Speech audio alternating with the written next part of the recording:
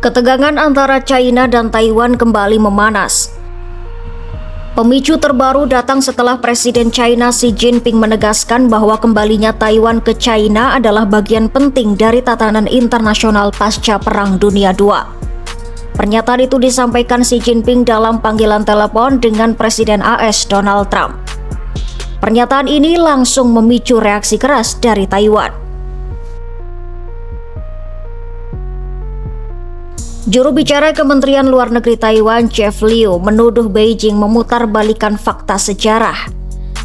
Dalam konferensi pers, ia mengatakan bahwa China menafsirkan dokumen-dokumen era Perang Dunia II seperti Deklarasi Kairo, Proklamasi Potsdam, dan Perjanjian Perdamaian San Francisco secara sepihak dan tidak sesuai konteks. Menurut Taiwan, tidak ada satupun dari dokumen tersebut yang secara eksplisit menetapkan status politik akhir Taiwan.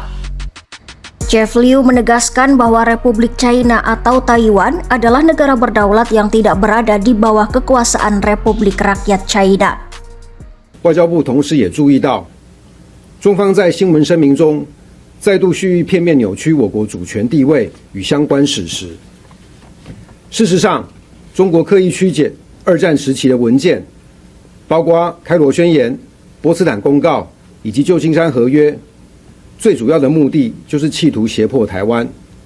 然而，这些文件以及联合国的相关决议都没有决定台湾的最终政治地位。外交部要对此严重重申：中华民国台湾是主权独立国家，与中华人民共和国互不隶属，这是国际社会公认的事实，以及台海的客观现状。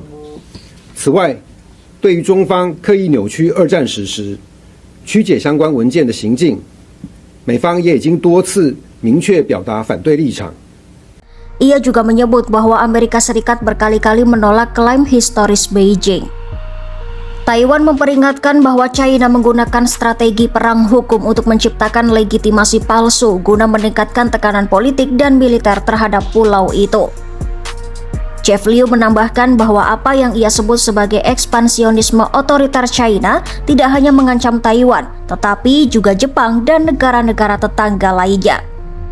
Menurutnya, langkah Beijing bertentangan dengan prinsip hukum internasional dan piagam PBB yang melarang penggunaan kekuatan dalam hubungan internasional.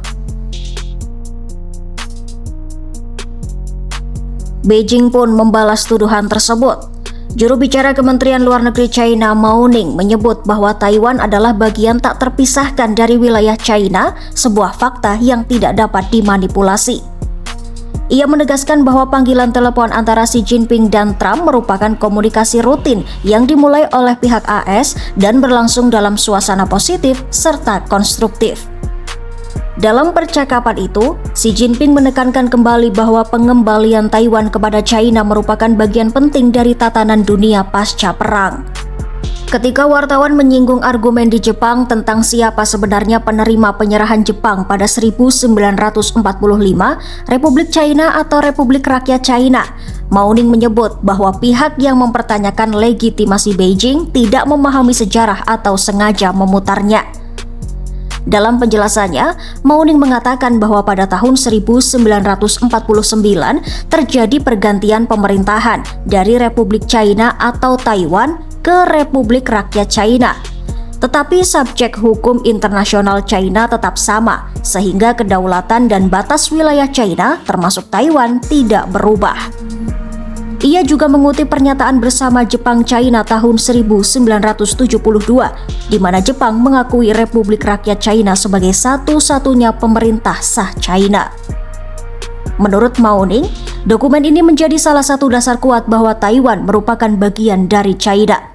发表这种言论的人，要么是对历史无知，要么是刻意歪曲历史，无视国际法。 1945年，日本签署投降书，明确承诺忠实履行波茨坦公告，无条件将台湾归还中国。中国恢复对台湾行使主权，从法律和事实上收复了台湾。 Perselisihan ini bukan hal baru. Namun kali ini kedua pihak kembali mengangkat narasi sejarah sebagai senjata diplomasi, melihat Perang Dunia II bukan hanya sebagai catatan masa lalu, tetapi sebagai dasar klaim politik masa kini. Taiwan menegaskan statusnya sebagai negara berdaulat dan menolak penafsiran ulang sejarah oleh China. China tetap berpegang pada prinsip satu China dan menegaskan bahwa kedaulatan atas Taiwan sudah dipulihkan sejak Jepang menyerah pada 1945. 1972年，中日联合声明明确，日本国政府承认中华人民共和国政府是中国的唯一合法政府。世界上只有一个中国，台湾是中国领土不可分割的一部分，这是铁的事实，不容歪曲篡改。 Di tengah saling klaim itu, Amerika Serikat dan Jepang ikut terseret dalam perdebatan historis, memperumit dinamika geopolitik di kawasan.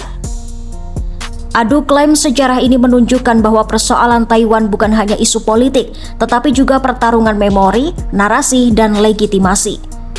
Di saat hubungan China-AS sedang sensitif dan di tengah dinamika keamanan di Asia Timur yang terus berubah, perdebatan mengenai apa yang terjadi 80 tahun lalu kembali mempengaruhi situasi saat ini.